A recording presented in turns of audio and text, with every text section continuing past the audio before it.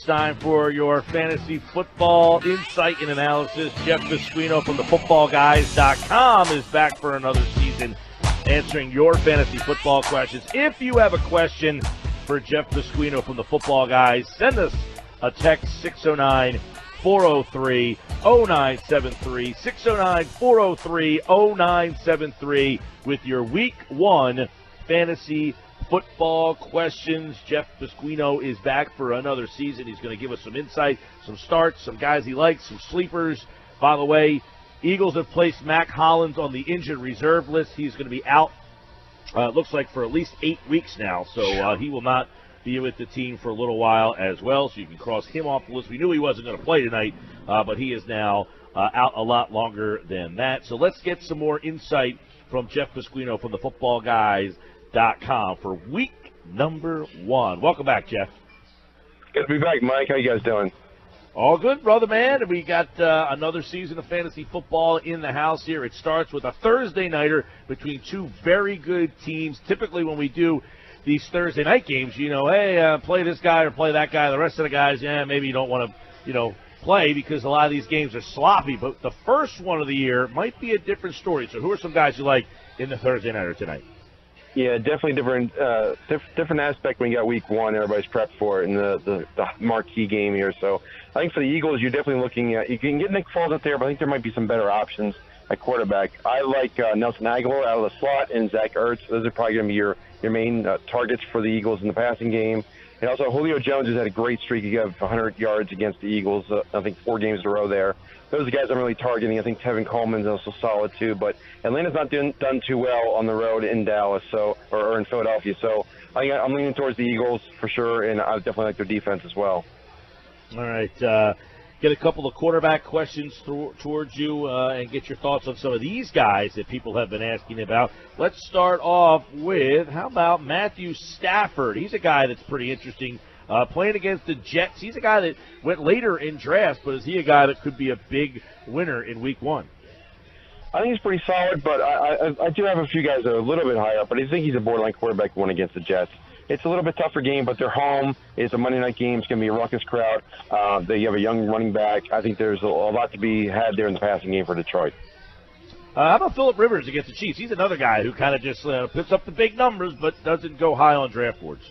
That's a game I've really circled so far because I think the Chargers and the Chiefs, a lot of people, the Chiefs, they have been very quiet and kept it to the vest with Andy Reid out there, but they're looking like they have a great offense. So I think that game could be a sneaky shootout. So both quarterbacks there, even Patrick Mahomes in the passing game for the Kansas City is a target in that one. We're looking at the quarterbacks, Jeff Pasquino, footballguys.com. Text us your fantasy football questions, 609-403-0973. Jimmy Garoppolo, he was the hot name, with last season, bringing that team to some respectability. There's a lot of hopes for that team, but should there be fantasy hopes for Jimmy G?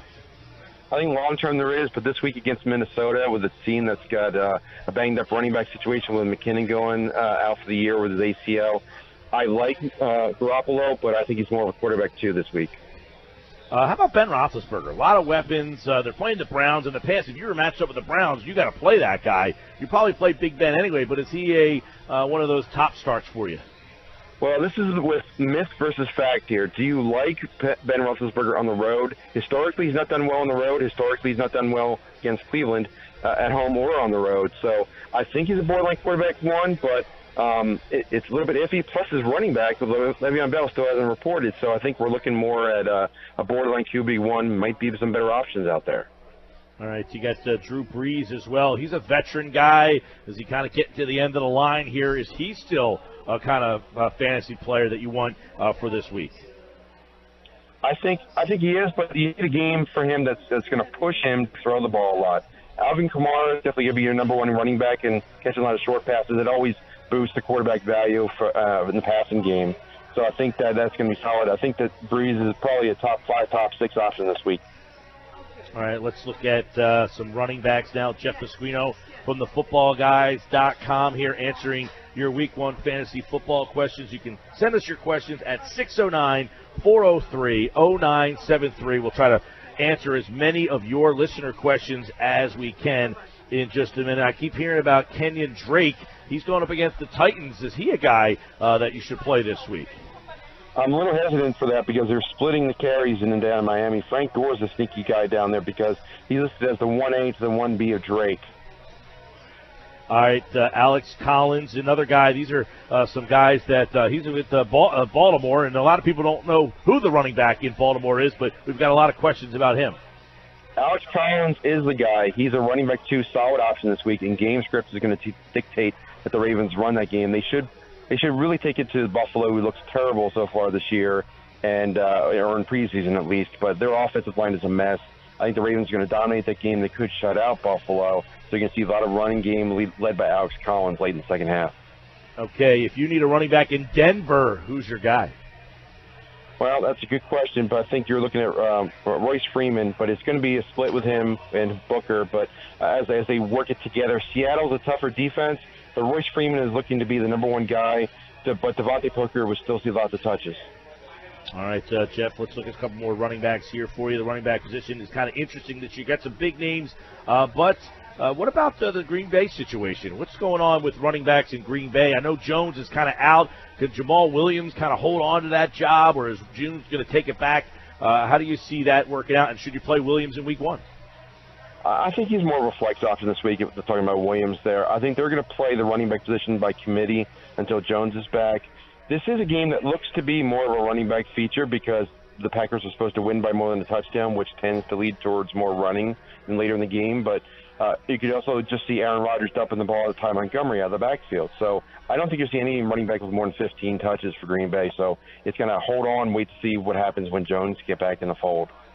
Okay, what about the running back situation in San Francisco? Of course, the injury out there. So who takes who gets bumped up your list because of the injury in San Francisco? I think long term it's Matt Breida, he's the number 2 guy right now, and he's just getting healthy and starting to practice. Alfred Morris might be leading the backfield this week, but again, it's Minnesota, tough defense. I don't think either one is more than a flex play this week. Okay, same kind of situation in Seattle. Who are you playing this week if you've got a Seahawk running back? I think Chris Carson's going to lead that backfield. Again, tough defensive matchup against Denver. So Chris Carson's more of a running back 3 flex option, but he's the top guy for Seattle. All right, we're answering your fantasy football questions coming up in a minute. Keep your questions coming in to the text board, 609-403-0973. Ryan is compiling your questions. We'll get to them in a second. Let's get to some wide receivers now with Jeff here. What's your advice for Josh Gordon owners? I think Josh Gordon's going to be worked in slightly. I've heard they're putting him on what they're calling a play count or a pitch count. So I think he's going to be in the mix. He's not going to be a top option this week as wide receiver, but I think they're going to use him in key situations, and I think they're going to need to throw the ball against Pittsburgh. So I think he's a wide receiver 3 option this week. Randall Cobb was, pretty disappointing for guys who had him like me last year. But what do you think about having Aaron Rodgers back for Randall Cobb in Week 1? Well, Randall Cobb's a very interesting name. Everybody knows the name from all his previous success there, but he nearly got cut this year. He almost didn't make the 53-man squad, so he may not be even the starter. So Devonta Adams is going to be your number 1 guy. You've got Geronimo Allison. You got a couple guys on the IR coming back. I think Jimmy Graham's really the hot name to have out there after Adams. John Ross, the high draft choice last year, Cincinnati. You got A.J. Green. You're thinking about him normally, but Ross had some exciting plays in the preseason. Should you get him in your lineup? I think he's a good option some weeks, but right now against Indianapolis, that's probably going to be a walkover game, more of a Joe Mixon game out of the backfield. I don't think they're going to need to throw the ball that much. Maybe a little bit of tight ends, maybe a little Tyler Boyd as well. So I don't think that Andy Dalton's going to be throwing too much in that game. All right, a couple other guys at wide receiver before we take your questions. Send us your questions at 609-403-0973, Fantasy Football Week 1. Jeff Pasquino from the Football Guys. How about Washington with Josh Doxson? He was a first-round pick. Should we finally be excited about him? I think he's a decent option, but not. They're still working that in. I mean, they're getting healthy there. It's Alex Smith is there. I think Washington's top guy is going to be Jamison Crowder. You also got the tight end there and Reed as long as he's healthy. Those are your top 2 guys. I think the sleeper guy this week, if Washington's going to win, is Adrian Peterson. He's a borderline running back 3 flex this guy. Okay, and we'll ask one more question before we get to your questions for Jeff Pasquino. from the footballguys.com. What about let's go with San Francisco. Pierre Garçon is out there. Goodwin has been getting a lot of mention. Are you playing those guys this week? I think Goodwin's a wide receiver 2 with some upside. I think Pierre Garçon's more of a wide receiver 3. I also like Kittle as tight end, as a borderline tight end 1. Again, it's going to be a tough matchup because Minnesota's a very solid defense. I like the 49ers. Think they're an improved team. They're going to get some wins. This week 1's going to be pretty tough at Minnesota. All right, let's get to some listener questions for Jeff. These have been compiled by Ryan. He's been taking all your text messages and putting them together. What do you got? Yeah, we got a lot. Thanks for chiming in, guys. First question, listener wants to know, who does he go with, Adrian Peterson, Tevin Coleman, or Jordy Nelson for a PPR league?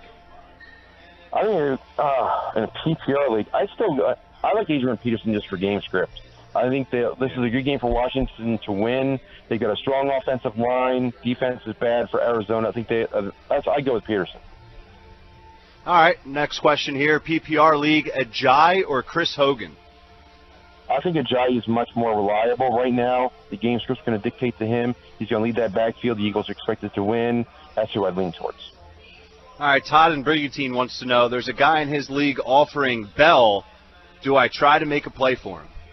Yes, I would. I would value him more like a running back 2 right now because he's holding out. We don't know when he's going to come back, if he's even possibly traded. I would offer a running back 20 type value to see if we can get him on the cheap. All right, another listener question here. Would it be better to start Ben Roethlisberger or Matthew Stafford for week number 1? Ooh, that's a tough one. That is a tough one. I would lean towards it is close. I would lean towards Stafford, actually, at the Jets or hosting the Jets on Monday night. I think Detroit's going to throw the ball a lot more. They're going to start with 3 wide receivers. I think there's going to lead to 3 guys who are going to have over 1,000 yards for the Lions. I like Stafford.